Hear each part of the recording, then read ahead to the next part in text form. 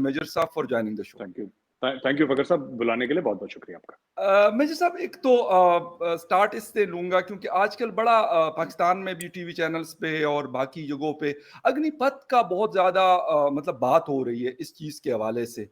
क्यों इसके ऊपर लोग इतने मतलब वायलेंस की तरफ क्यों जा रहे हैं? मतलब मैंने जो मुजाहिरे और ये चीजें देखी, वजूहात क्या हैं और हुकूमत को क्या मतलब समझ नहीं पाई कि क्या लोगों का इतना इस तरह का मतलब एग्रेसिव किस्म का मूड सामने आ सकता है या कुछ और वजूहात हैं इसकी? जी, पहली बात तो बहुत-बहुत शुक्रिया मुझे अपने शो पे इनवाइट करने के लिए फकर साहब। मैं आपको बताता हूँ 3 वजूहात हैं जिसकी वजह से अग्निपथ का मामला इतना बिगड़ गया है। एक ज़माना था फकर साहब जब जो एक लड़का फ़ौज में जाता था भर्ती होने के लिए, जो वो चाहता था फ़ौज भी वही चाहती थी। यानी जिस ऑर्गेनाइज़ेशन में वो चाहता है, वो भी वही चाहता था और जी। वो लड़का भी वही चाहता था। यानी कि मैं जाऊँ और फ़ौज में अपनी ज़िंदगी बिताऊँ और उसके बाद वापस घर आ जाऊँ रिटायर होने के बाद। ये वो लड़का चाहता था। फ़ौज ये चाहती थी कि जो लड़के हैं ऐसे कोई mentally alert and physically strong smart जी। लड़के फ़ौज में आएँ, जो कि फ़ौज को आगे ले चलें और अपने साथ। तो ये दोनों के एम एक ही थे। अग्निपथ के बाद एम अलग हो गए। ठीक है? अग्निपथ के बाद दोनों के एम अलग हो गए, यहाँ पे कॉन्फ्लिक्ट शुरू हो गया। जी। अब चक्कर ये है फ़खर साहब कि जब ये कॉन्फ्लिक्ट शुरू हुआ ना अग्निपथ का कॉन्फ्लिक्ट इस तरीके से शुरू हुआ कि आर्मी ने पहले मैं ये समझाता हूँ कि आर्मी ने अग्निपथ की स्कीम क्यों आगे बढ़ाई? जी। क्या वजूहात क्या थी? सबसे पहली बात तो आर्मी में जो एक एवरेज एज चल रही है एक सिपाही की, एवरेज उम्र, वो चल रही है फ़खर साहब तकरीबन आप लगा लीजिए 32 से 33 साल की या 34 साल की। एक एवरेज एज एक आर्मी के जवान की चल रही है। जी। फ़ौज उसको लाना चाहती थी 26, 27, 28 तक। फ़ौज उसको कम करना चाहती थी। तो इसलिए आप अगर ज़िंदगी भर तक किसी को रखेंगे 15-20 साल तक, तो एवरेज एज फिर आपकी ज़्यादा ही रहेगी, कम नहीं होगी। जी। तो नए वॉरफेयर के हिसाब से फ़ौज ने काफ़ी कुछ सीखा जो गलवान में हुआ या फिर पहले डोकलाम में बिल्कुल। हुआ हाँ। या फिर और भी क्लैशेस हुए या पाकिस्तान के साथ जो लाइन ऑफ कंट्रोल पे हुआ, तो आर्मी इसको काफ़ी सालों से स्टडी कर रही थी। ये कोई नई बात नहीं है जो अभी हुआ जी। है। जी। आर्मी काफ़ी टाइम से स्टडी कर रही थी, आर्मी ने इसको लॉन्च करा। अब क्या होता है कि कुछ बच्चे हैं जिन्होंने लड़के हैं जिन्होंने क्वालीफाई कर लिया था, लेकिन कोविड की वजह से उनका नहीं हो पाया फ़ौज में। उन्होंने सारे टेस्ट फिज़िकल, मेडिकल, रिटन सब क्वालीफाई कर लिया। उनका जेन्युइन मामला है। मैं समझता हूँ, मैं ओके। इनको साथ खड़ा हूँ और मैं जी। इंडियन गवर्नमेंट से अपील भी करता हूँ कि साहब उनका आपको देखना चाहिए कि वो जो लड़के हैं, उनकी शिकायत ना हो। ओके। बाकी जो हैं, अब इसमें एक बहुत बड़ा माफिया है कोचिंग सेंटर्स का। अब मैं जी। आपको बताता हूँ कोचिंग सेंटर्स का क्या हिसाब है। जी। जी।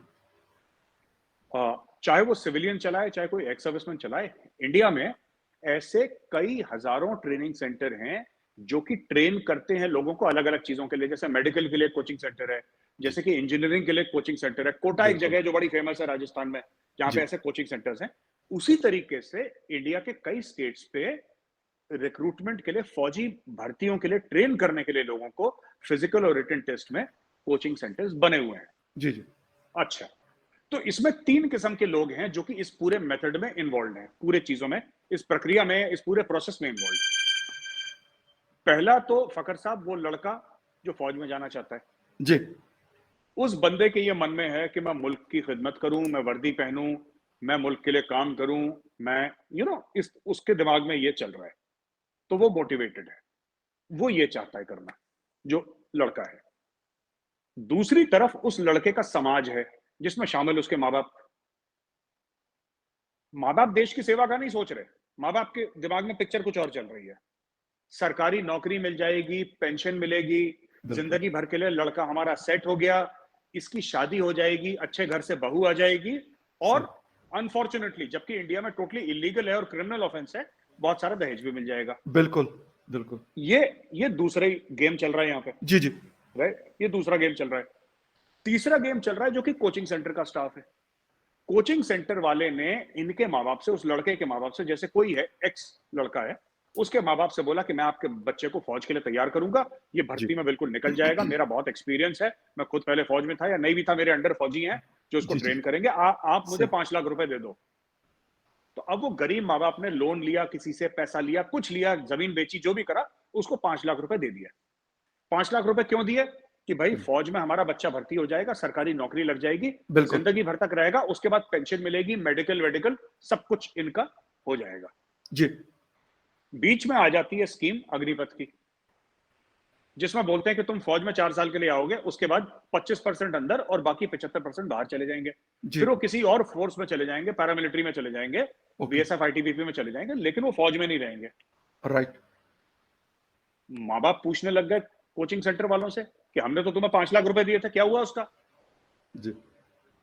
यहाँ पे कोचिंग सेंटर वालों ने बिहार में, तेलंगाना में, आंध्र प्रदेश में और कई और जगह उत्तर प्रदेश में इन लोगों ने दंगे फसाद शुरू करवाए। ओके।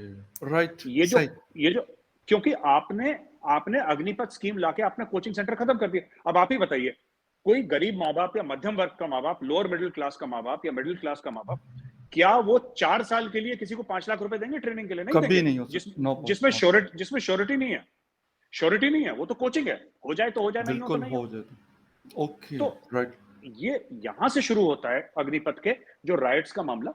कुछ लोग हैं जो प्रोटेस्ट कर रहे हैं, जिनका जेन्युइन मामला है फकर साहब, उनका ओके। मामला राइट, जो आपने बता दिया कि वो पहले हो गए थे कोविड से पहले, बिल्कुल उनके ऊपर तो मेरा ख्याल हाँ नए लॉज नहीं अप्लाई करने चाहिए। हाँ हाँ, नहीं करने चाहिए, और जो हम कर रहे हैं तो हम गलत कर रहे हैं, हमें नहीं करना चाहिए। ओके। क्यों? ओके। राइट। क्योंकि उसने पुराने स्कीम के तहत टेस्ट दिया था, उनको लेना चाहिए। और नए वाले बंदों का, और जो नए वाले कह रहे हैं जो जी। फौज में जी। नहीं आए हैं, जी। जी। जिन्होंने कोई टेस्ट नहीं दिए, मुझे लगता है उनका प्रोटेस्ट करना बेकार है, फजूल है।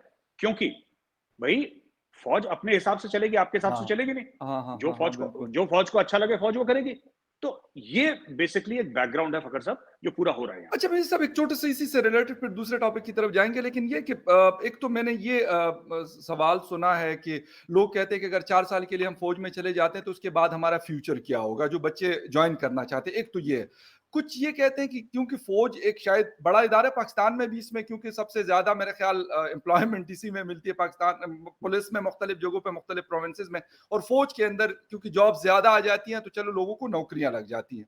तो ये भी एक रीजन है इसके पीछे कि लोग कहते हैं कि अगर ये रास्ता बंद हो जाता है, जो आपने भी बात की, तो फिर अब मतलब सरकार के यहाँ किस तरीके से जॉब करेंगे, पेंशन, बाकी बेनिफिट्स, इलाज में आ जाए, ये सारी चीजें क्योंकि यहाँ पे भी मिलती है, यकीनन हिंदुस्तान में भी मिलती होंगी एक फौजी को। जी, जी। इसमें सरकार ने ये बोला है कि हर एक फोर्स में, मैं आपको फोर्सेस के नाम गिना जी देता हूँ जी प्लीज। फकर साहब। जैसे कि जब 4 साल के बाद क्या होगा कि 25% तो रिटेन हो जाएंगे जी। और बाकी 75% बाहर आएंगे। वो कहाँ जाएंगे? माना कि 1 लाख बंदे हैं, 1 जी। लाख बंदे में से 75,000 कहाँ जाएंगे? बिल्कुल। वो 75,000 हमारी फोर्स है बीएसएफ। बीएसएफ तकरीबन 3 लाख, ढाई 3 लाख की बीएसएफ है, सही। ढाई 3 लाख की सीआरपीएफ है, राइट। एक आध लाख की आईटीबीपी है, ओके। सीआईएसएफ है, ओके। एसएसबी है, असम राइफल्स है। ये अलग अलग इंडिया में फोर्सेस राइट। हैं जो कि सीएपीएफ ऑब्लिक पैरामिलिट्री फोर्सेस हैं। इनमें 10-10% रिजर्वेशन ऐलान कर दिया सरकार ने। यानी कि अगर बीएसएफ में हर साल 20,000 लोग भर्ती होते हैं बीएसएफ में, तो जी जी। 20,000 में से 2,000 अग्निवीर होंगे। ये इसी तरीके से 10% सीआरपीएफ में, 10% आईटीबीपी में, 10% इधर। अच्छा, इसके अलावा स्टेट पुलिस ने भी कर दिया है। इसके अलावा स्टेट पुलिस कर रही है, मेरा मतलब है, अभी ऐलान हो जाएगा कुछ दिनों में, 1-2 जी हफ्तों में। जी। अब जो एमओडी है, मिनिस्ट्री ऑफ डिफेंस, उसमें जो सिविलियन स्टाफ है, उन्होंने भी भर्ती का ऐलान कर दिया है। ओके। उसके अलावा जो हमारे डिफेंस इंडस्ट्री है सरकार की, उसमें इनकी भर्ती का ऐलान कर दिया है। ओके। राइट। राइट। हाँ, उधर भी 10% रिजर्वेशन दे दिया। तो जी। कोई ऐसा कोई बंदा नहीं होगा 4 साल के बाद जिसको फौज छोड़ने के बाद कोई सरकारी नौकरी नहीं मिलेगी। ओके। सबके सब एडजस्ट हो जाएंगे। अब गेम आता है, कुछ लोग कहते हैं पेंशन का, जी। क्योंकि पेंशन इंडिया में सिर्फ आर्मी, नेवी और एयरफोर्स के लोगों को मिलती है, और बाकी आप कितने भी बड़े हो, आपको पेंशन नहीं मिलेगी। अच्छा, किसी और इदारे में नहीं है, ये किसी और डिपार्टमेंट नो में नो नहीं नो मिलती? No no okay. No no no no अच्छा जी। अच्छा। 2004 के बाद, पहले 2004 के पहले थी, 2004 से सबकी पेंशन बंद हो गई। Only army, navy, air force get pension. बाकी ओके। हमारे मुल्क में चीजें एनपीएस करके, नेशनल पेंशन स्कीम, उसके ओके। तहत आप कंट्रीब्यूशन डाल सकते हो। वही कंट्रीब्यूशन में आपको इंटरेस्ट लगा के कुछ सरकार डालती है, तो वो आपको मिल जाएगा। लेकिन विदाउट कंट्रीब्यूशन जो पेंशन है, वो सिर्फ यूनिफॉर्म्ड पर्सनल के लिए, आर्मी, नेवी, एयरफोर्स के लिए इंडिया में। Okay. Right right right right. हाँ, और ये। तो जी। जी, अच्छा, एक तो मतलब ये बड़ा एक इश्यू भी है, क्योंकि पाकिस्तान में भी यही कहा जाता है कि जब बजट होता है तो कहते हैं कि 400-500 अरब रुपए जो है हम सालाना पेंशन पे खर्च करते हैं। तो यकीनन हिंदुस्तान में भी ये मसला होगा, और मुझे नहीं पता था कि सिर्फ ये 3 जो फोर्सेस के लोग हैं इनको पेंशन मिलती है, क्योंकि पाकिस्तान में सब के सब लोगों को मिलती है। अब जाके खत्म हो रही है, 2022 से भी अनाउंस हो रहा है मुख्तलिफ प्रोविंसेस में कि ये चीज़ खत्म होगी। मुझे सब एक चीज़ और है, बांग्लादेश के साथ आप लोगों के बड़े अच्छे ताल्लुकात हैं। हमारे अनफॉर्चुनेटली 1971 के बाद कुछ बात-वात तो होती है, लेकिन ये कि वो चीज़ नहीं हो सकी जो शायद होनी चाहिए थी। उस चीज़ों को बुलाकर ख़त्म करके आगे बढ़ना चाहिए था। उनके foreign minister A K. Abdul Momen साहब जो है इस वक़्त 3 रोज़ा दौरे पर हैं। पाकिस्तान में भी उसके हवाले से बहुत सारी बातें होती है कि पाकिस्तान ने नहीं बनाया बल्कि मज़ीद बिगाड़ा उनके साथ, लेकिन हिंदुस्तान और उनके बीच में जो ताल्लुकात हैं वो बेहतर से बेहतर होते गए।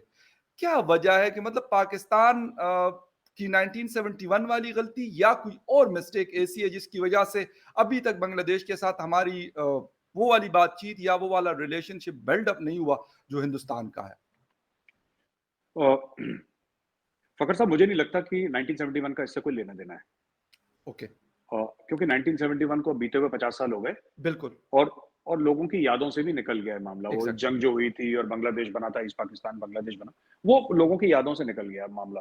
कुछ लोग याद रखते हैं कभी-कभी, बट ज्यादातर लोगों को इसमें अब इंटरेस्ट नहीं है। देखिए, एग्जैक्टली। इंडिया को एक बात समझ में आ गई, और ये थोड़ा-सा इसमें इंडिया की पॉलिसी में मुस्लिम मुल्कों का बहुत बड़ा हाथ है। इसमें इंडिया की ओके। फॉरेन पॉलिसी में पाकिस्तान का बहुत बड़ा हाथ है। और मैं आपको आज बताता हूं कैसे। काफी लोग रियलाइज नहीं करते, पाकिस्तानी रियलाइज नहीं करते, लेकिन जो इंडिया की फॉरेन पॉलिसी बनी है with respect to Muslim countries, OIC, उसके पीछे पाकिस्तान का बहुत बड़ा हाथ है। मैं जी। बताता हूं किस तरीके से। फकर साहब, ऐसा था कि जब भी कश्मीर की बात होती थी, तो पाकिस्तान ने रिलीजन को इस्तेमाल करके इंडिया को मुस्लिम कंट्रीज से दूर रखने की कोशिश करी, और काफी हद तक ये कामयाब भी रहा जी। पाकिस्तान। और काफी बिल्कुल। दिहाइयों तक, दशकों तक पाकिस्तान 100% कामयाब रहा कि जी, जी। भारत के रिलेशन कभी बन नहीं पाए मुस्लिम कंट्रीज से। ओके। क्योंकि हाँ, वो बन नहीं पाए, और ये पाकिस्तानी फॉरेन पॉलिसी का सक्सेस था। लेकिन हुआ क्या कि जब 1992 के बाद भारत की इकोनॉमी लिबरलाइज हुई, तो हम्म। भारत ने धीरे धीरे दुनिया को यह बोलना शुरू करा कि बॉस, मजहब आपका हो या हमारा, इसको घर तक महदूद रखिए। आपको भी पैसा कमाना है, हमें भी पैसा कमाना है। आपका मजहब कोई भी हो, हमें लेना देना नहीं, हमारा जो मजहब हो आपको लेना देना नहीं। आओ मिलकर पैसे कमाते हैं, बेसिकली। तो बांग्लादेश के साथ जो हमारी दोस्ती है, इट इज नॉट बिकॉज, ठीक है, 1971 जो भी हुआ XYZ, वो अब बात पुरानी हो गई 50 जी, साल की। बिल्कुल। बिल्कुल। लेकिन कोई भी 1971 में क्या हुआ उसके बेस पे आज कोई करे, वो गलत है, वो नहीं होता। राइट। आज का मफाद क्या है, आज का फायदा क्या है, उसके ऊपर बिल्कुल। दुनिया चलती है। इंडिया बांग्लादेश में अरबों डॉलर इन्वेस्ट करती है, अरबों डॉलर का ट्रेड करती है। और हम बांग्लादेश को, हमने यही बोला है कि आप देखिए, हमारे साथ पता है बांग्लादेश के बॉर्डर के डिस्प्यूट थे जैसे पाकिस्तान के साथ है। जी, जी। बांग्लादेश ने बड़ा दिल दिखाया, इंडिया ने बड़ा दिल दिखाया, जमीन लेन देन करके, साइन ऑफ करके खत्म कर दिया, बॉर्डर डिस्प्यूट खत्म हो गया हमारा। अब हम जबरदस्त। लोग कह रहे हैं कि ये सरहद वरद छोड़ो मामला, अब धंधे की बात करते हैं, बिजनेस की बात करते हैं। अब दोनों जबरदस्त। मुल्क पैसा कमा रहे हैं।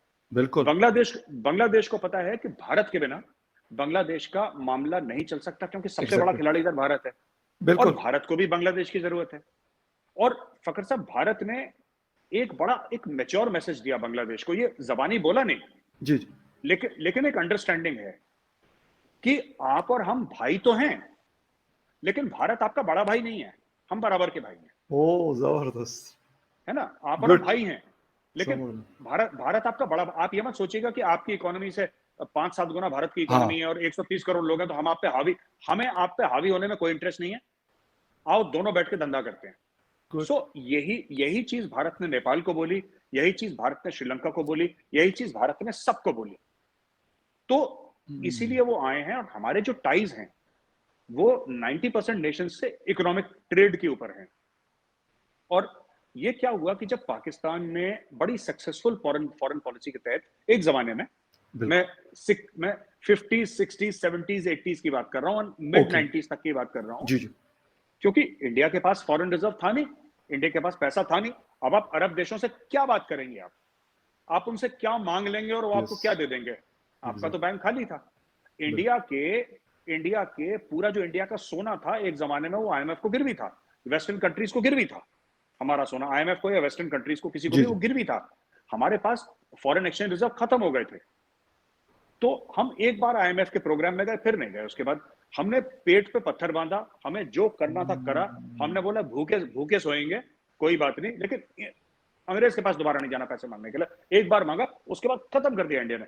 और यही चीज इंडिया ने एक बात रियलाइज करी कि सबसे बड़ी ताकत किसी मुल्क की उसके न्यूक्लियर एसेट्स नहीं होते, बिल्कुल। उसकी फौज नहीं होती, उसके दो एसेट्स होते हैं। नंबर वन, उसकी एजुकेटेड मिडिल क्लास, जो एजुकेशन है वो उसका सबसे बड़ा न्यूक्लियर वेपन उसका वही है। और दूसरी उसकी इकोनॉमी।